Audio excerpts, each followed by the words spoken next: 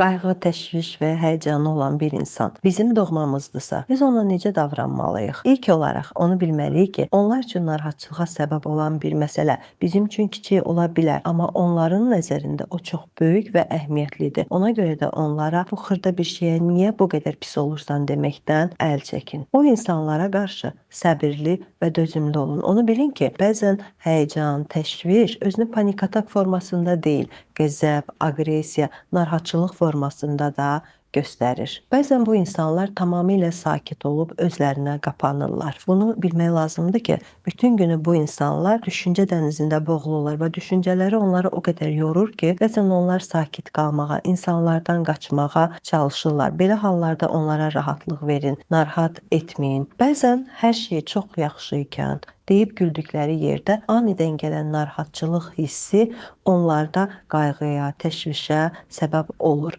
Belə hallarda da onlara dəstək olmaq lazımdır. Belə insanları düzəltməyə, onlara məsləhət verməyə çalışmaq yerinə onları sevin. Onların hər zaman sevgiyə və dəstəyə ehtiyacı var.